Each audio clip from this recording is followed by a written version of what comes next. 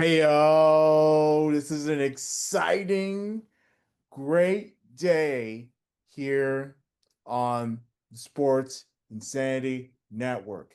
It is the debut, still kind of a working title, but right now, as I mumble my words and trying to get back to the swing of things, we are calling this Sixth Man Up.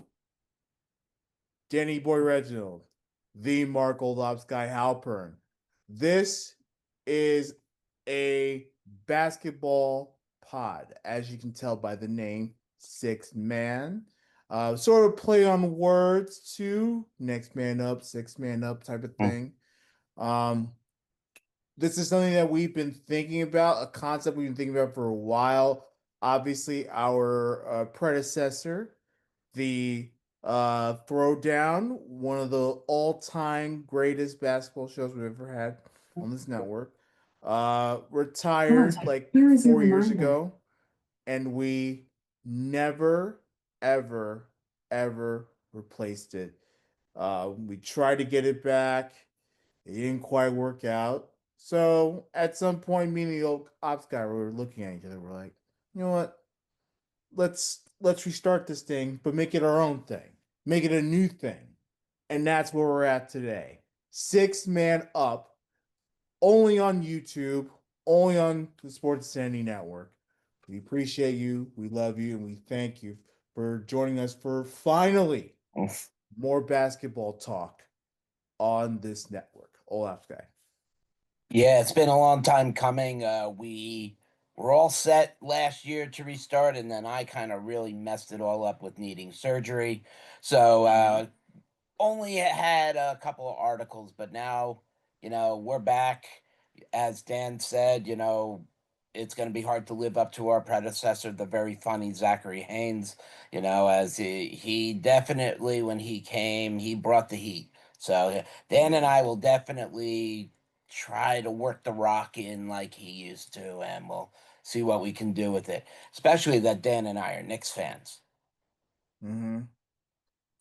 But before we even talk about the number one team in basketball, in our opinion, we have a little bit of a controversy going on in the NBA that has really not only just shook the National Basketball Association, but has sent waves to all major league sports in the form of gambling. And that is because of the Chauncey Billups and Terry Rozier scandal. Dan, we talked about this very briefly on Sunday when we are on Sunday Sideline. Why don't you fill us a Yeah. little in on what's going on? So obviously Terry Rozier is being he was investigated. Might be charged for um conspiring with other gambling sites and all that stuff.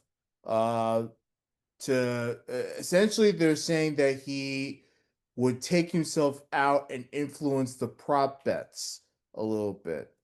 So, um, there's that type of thing. I there's also saying that Chauncey Billups is involved in that as well, but there's no ties to there's no official naming. It's there's a guy in Oregon who's coaching a basketball team, and it's like you can put two and two together. So Chauncey Billups may very well be involved in that as well. But the thing with Chauncey Billups, the bigger thing is the fact that he was involved with the Italian mafia over rigged poker games. So essentially, the mafia would host these rigged poker games to incite people to come because you had a major figurehead in Chauncey Billups being there, like, oh, Chauncey Billups, he was the biggest draw, but the cards were stacked against them. And again, look, I'm not a gambling expert. I don't do that stuff. That's not who I am. So if I'm getting certain things wrong, I do apologize. But that's essentially the gist of it. And Correct. of course, that has taken everything by storm. I this is tough for me because obviously I don't really have a big connection with Terry Rozier. And I don't care. But Chauncey Billups, like I grew up watching him. All those Pistons teams. He obviously was a short timer in New York as well, and was one of the great players to ever play. And of course, he'd been coached for a while in Portland. So Correct. this one hurts me more than the Rozier. Obviously, don't get me wrong. Like, it sucks to see this happen to the league. It sucks to see that a player would be that stupid and influence and bet on himself in basketball and on his team and ruin the integrity of the game like that. But the Billups one really kills me. Um, Mark, I'm really having a tough time trying to understand what the motive here is. Obviously, money is involved, but is it an addiction thing or is it a stupidity thing? That's sort of the question that was brought up on Inside the NBA when Kenny and Chuck were going at it, because Kenny thinks it's a addiction, while Chuck thinks it's just people being stupid. And it's something that I was wrestling about for a while because I think both can be very much true. And that's a fine line question, which both halves of the coin really can take a point here. You know, gambling addiction isn't a mere thing; it's a very serious thing. Um, you know, you don't have to really go into, if you don't know what a gambling addiction is. Basically, the unwillingness, the need to go and put money on something to win or to lose. I've known people like that. Do I gamble? Yes. Do I gamble habitually? No. But I'm not going to say I don't gamble. Is it people being stupid? You know, and these two guys, no, I don't think it being stupid, because I think these two guys kind of know right from wrong here. Know better. If there were, we were talking other people, maybe a different story, as they might not be as suave with the knowledge of college. But as an addiction, look at that, and we pointed this out on Sunday Sideline. Every other commercial, whether you're watching any major league sport, you're watching on an average day, you're watching just what's going on. And all of a sudden, FanDuel, get in, DraftKings, 20% off your first bet, MGM Graham, you got Jamie Foxx coming out. You got so many different sites that it's so hard to keep track of them. Yeah. We understand that professional players, and this goes all the way back to Pete Rose, cannot gamble on themselves, and that's a very good point. Yeah, you can't gamble on the sport. I mean, of course, on top of the faking the injury and taking yourself out to influence a prop bet, you also had coaches like the Damon Jones guy Yeah, who was leaking information about LeBron. and uh, is it so far to fathom that a Yeah. star in the face of a league could be connected to gambling? Is it so far Mhm. fetched? No, because Yeah. we look at what happened with Shohei and his Hmm. boy Ippy. Yeah. Like who knows now? Like, we're talking about LeBron as if he's a victim. Well, what if he's part of the problem? And we just don't know it yet because they haven't gone too far in their investigation to figure that out. Right. Gambling is not something that the NBA nor almost anything is going to solve. It's actually just going to get more and more Right. worse. Right. Um, as Dan pointed out on Sunday, there are NBA arenas that have sports Mm. books in it. Which is outrageous, bro. I mean, the NBA and its team owners are truly in bed. NFL as well. NFL as well are truly in bed with all these gambling sites because of the amount of money. Look, it's starting. It could get near trillion if it's not $1 trillion industry And I because wouldn't be of surprised if it's already broken that. you know because of the amount of money that it's projected to make. But to have that much money influence and your sponsorships influence the league, it's a problem, dude. And then look, I know the NBA is recognizing that now and is starting to put out memos to the rest of the league, be like, hey, look, we got to protect the league's integrity. Well, that's going to be very tough because all these sports books, all these casinos and gambling sites, you know, what if they rely on that money to stay afloat? And what if that's the sponsor that helps you guys out too? You're gonna tell players, "Oh, I can't do this, can't do that." Like, no, then it's a business. No business is gonna accept that nonsense. Obviously, it can't be to bet on your own selves, to bet on your own team, whatnot. But I don't see there being a problem. Let's go to the Calvin Ridley issue.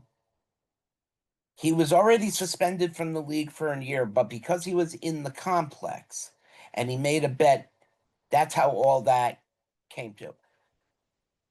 If they're not betting on an NFL game and they're in the NFL or they're in the NBA in this case, why can't they bet on a baseball game or a basketball game or a Yeah, baseball game? You should be barred from betting on your own sport, whether while you're in and while you're out of the league. You want to go bet yeah. on baseball? Bet on baseball. Fine. That's how it should be. Whatever sport you are associated with, you are not allowed to bet on or be associated with any joint bet on any site. Hmm. That would be, how do you regulate it? Then it'll all be regulated, and all the money laundering that probably goes through these channels are all going to start getting picked up on, because the only way it's all going to be solved is to allow full online casinos in all 50 states. And we just saw in New York, we were waiting to hear about youngers. MGM was going to be the gambling mecca of Westchester County, and they pulled their bid out because of rumors and whatnot. No matter where you go and what you see today is gambling this and gambling that. It doesn't make it right, but you have to do something now to cement it from getting even worse farther down the road. But I'm worried. it is something to be worried about. I mean, look at to some of these kids who are let's just take some guy who gets thrown out of the league for gambling. Well, that's all he knows had to do was play basketball. Now he's doing this. But where's the story on what happens to him? There is Hmm. no story on it. It's we move on to the next person. No, show what happens to this guy. Ah, but he didn't have an education. He's got to get this. Or if it was a WNBA person, she doesn't have an education. She's got to do this and she doesn't like doing this. There's no cause and effect, because the cause is okay, we get caught gambling, but the effect obviously isn't enough because it's still going on. Yeah. But the game we'll have a lot more on this as we get more information because obviously right now we're just at the tip of the iceberg on this, and Mhm. there's going to be a lot more, and we're going to find out about a lot more people than we want to hear. But we will keep you informed on our podcast here. But Dan and I are diehard New York Knicks fans. Me a little bit longer as I was there back when it was a peach basket when it was first made. That's when I came around. Me and Jim Naismith, we hung out together. The New York Knicks have started off out very nicely at a 2-1 record, beating Yeah. the Cavaliers 119 to 111, the Celtics 105 to 95, and with the unfortunate loss to the Heat last night, 115 to 107. So a 2-1 start, Dan. It's a nice Yeah. opening up. So let's Yeah. start I with the mean, the Cavalier. Yeah, go ahead. Sorry. no, I'm just saying, the Heat are a good team. So, Yep. at least so far. So the first game against the Cleveland Cavaliers, New York Knicks won 119 to 111. And by no surprise, the Cleveland Cavaliers were led by star Donovan Mitchell, who was Mm. 12 of 25, 31 points, and 5 for 5 from the line. The Knicks were led by OG Anunoby, 24 points, 9 from 17, and 2 for 4 from free throws. Here's my problem, and it's not the win. The same problem is lingering around from last year. Free throws, missed free throws. We saw how that hurt the Knicks last year in the playoffs. So, Dan, on the Cleveland game, what impressed you? What was upsetting? Um, Nothing too upsetting. Obviously, the look, foul trouble. Cat not necessarily, even though Cat's actually done a pretty nice job, but he gets off to another slow start and trying to get things going. Um, Nothing that I'd be too worried about yet. Um, Positives, I think the fact that they went 11 deep was pretty cool. Something that obviously we didn't get from Tibbs. We're now getting from Mike Brown. So you can tell right out the bat, even like in some of the preseason games, that right off the bat, we're gonna see a much different Knicks team where we are gonna go to our bench more. We have more role players. We don't have to rely on Brunson to be the big time scorer all the time. We don't have to rely on Cat to be a big time scorer all the time. That if Mitchell Robinson were to be injured like he is now for a long period of time, we could use other players. So it's a good option to have.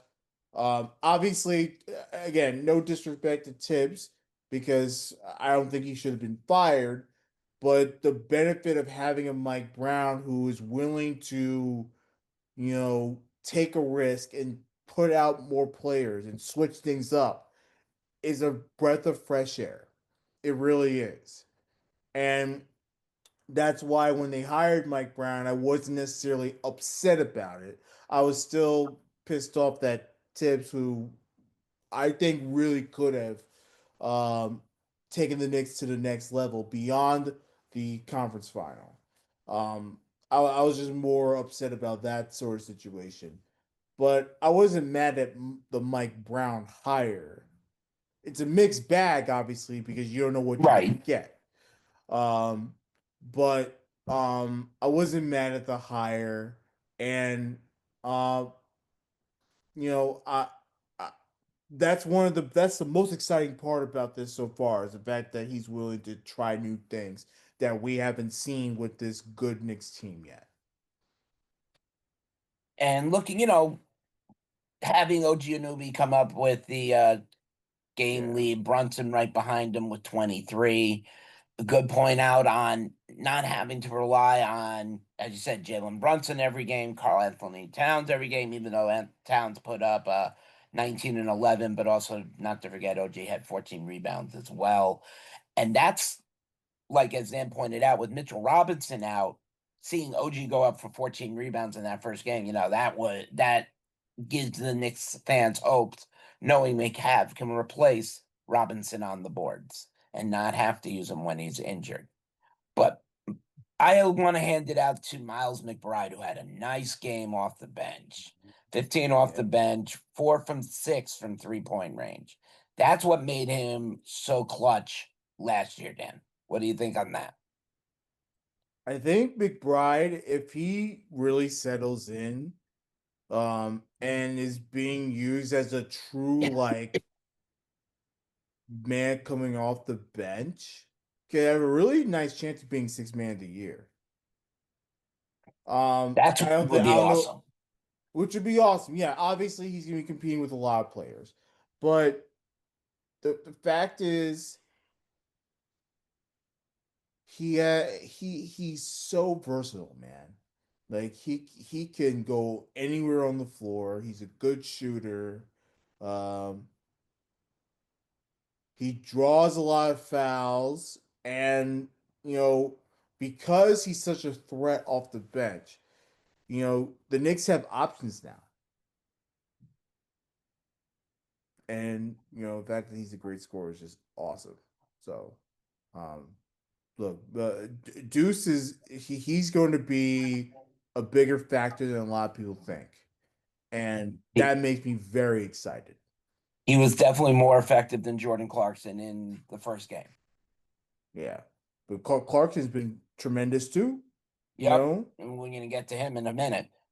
So the Knicks come out against Cleveland Cavaliers and win 1-0, and then go back to face the Boston Celtics, but without Jason Tatum due to last year's injury in the playoffs.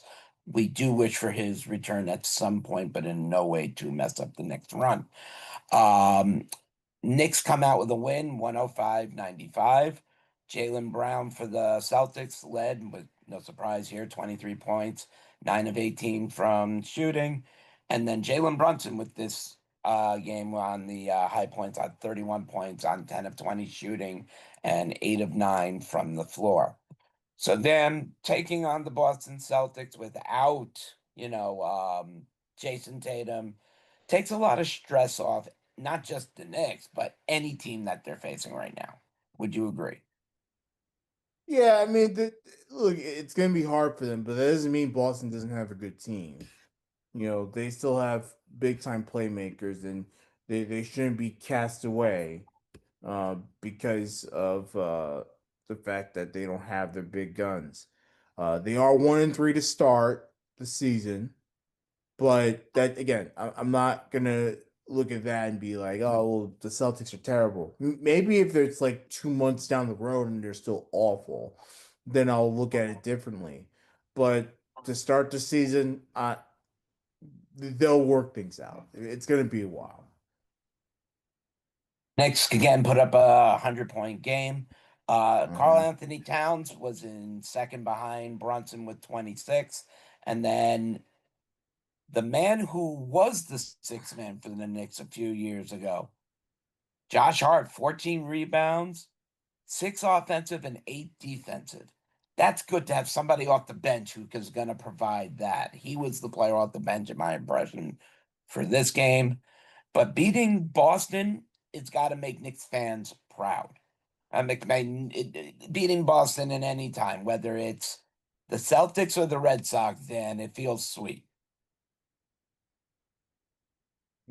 Yeah, I think with Hart, it's about an adjustment period with him.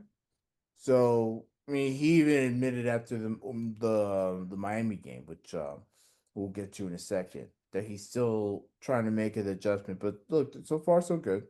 I again, once he is fully healthy and ready to go, I can't wait to see the Josh Hart that we've been seeing all year. So one that's has the big time uh that you know big time hustle, plays good defense, and again, another one that could also like give you quick points. So and give you like nice rebounds and really change the game a bit. Yeah, it was nice to see Clarkson have a better game in this one than he did in Cleveland, and we get to see more of him coming up in a second as we get ready to head into the unfortunate first loss for the Knicks. But it, to me, it wasn't a horrible loss. The Knicks lost last night to the Miami Heat, 115 to 107. The Knicks were led by Jalen Brunson again with 37 points on 14 of 26 shooting, 4 for 4 from the line, and for the excuse me, Miami Heat, Norman Powell led the way with 7 of 15 from the floor, 29 points, and 12 from 12 free throws. Okay, damn. So the Knicks came out and were pretty much step for step until the third and fourth quarters, really. Mm-hmm. What happened here? Well, I think the Heat made bigger plays at the end. They went on bigger runs, and their defense was able to stop the Knicks. I think the Knicks got a little overzealous, and it just I think that the fact that the Heat played such good ball really threw them off guard a bit. It was definitely a different approach and a lot of weird numbers across the board.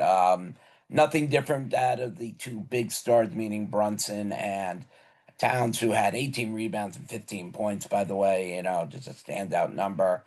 Clarkson now picking it up more with points here, with 8 here, Yeah. but getting more involved in the rebound and the assist game is what they Mm. need to see from him. They need to see Yeah, I mean, that assist form. yeah, you don't want him to be perfect right away. That's why what I've been seeing so far of Clarkson, even though it may not seem like what we want him to be, I think so far he's been serviceable enough. Um, the thing is that the Knicks offense, this is the thing that we saw last year. It cannot just center around Brunson scoring a trillion points. Like we didn't build this team. We built this team to have more depth, right? So that we could insert more players so that we don't have to rely on Brunson. It felt like every single game last year we had to rely on Brunson. Where Brunson was out, it was gonna be a pretty tough night for the Knicks. Or if Right. they or like for Indiana's sake, during the conference final, how they kept doubling him up, tripling him up, and it just messed up the flow of the offense. That's Now not you got what the Mike Brown system calls for. now you got legitimate multiple shooters on the floor and off the floor who Mhm. are ready to come in, and that's something we haven't seen from the Knicks Yeah. in recent years. The funny thing is, the one thing, mind you, I'm a very big Knick fan. I had to actually look up who Ariel Hukaporti was. I had absolutely no idea. That one took me by surprise yesterday. I was like, yeah, I'm gonna go look this one up. I had no idea who he was, and I apologize to him here on the network. But I don't really say that this was a horrible loss, just as more some things were off rhythm, such as OG taking 12 3-point shots.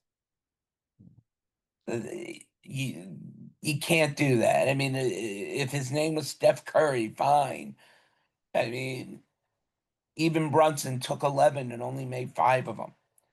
So when they started doing that, especially when we had Julian Randle, everything was from the 3-point line.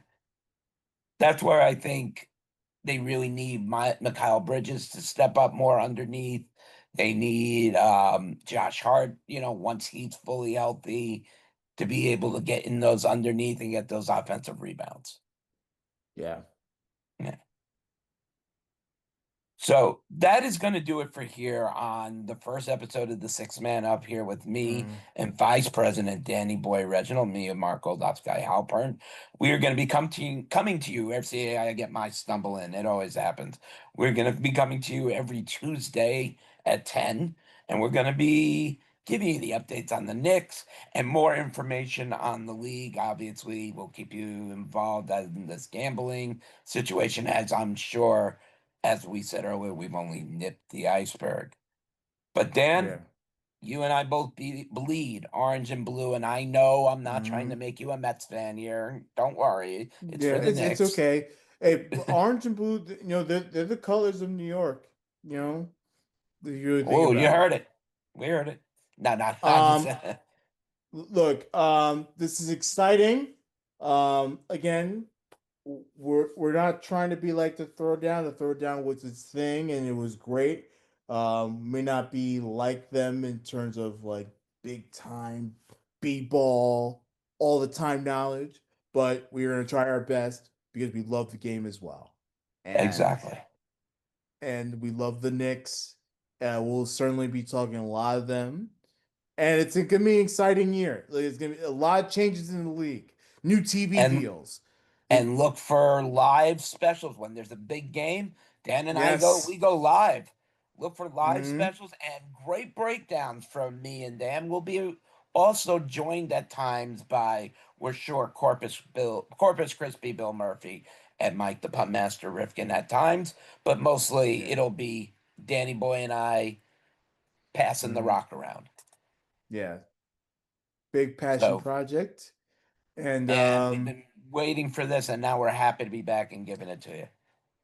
yeah, can't wait to for you to throw me those alley oops every You Tuesday. got it. Be sure to check us out at www.thesportsinsanitynetwork.com for all your blogs and vlogs, planes, trains, automobiles, as Mike likes to say. Dan, where can they find us on social media? Um, at as the Sandy Rio on Facebook, Twitter, um, all that stuff. No Instagram. No We don't take Instagram. pictures. We don't take Yeah, pictures. like Ben and Jerry's. Who's gonna want to? No, no, just kidding. We're good guys.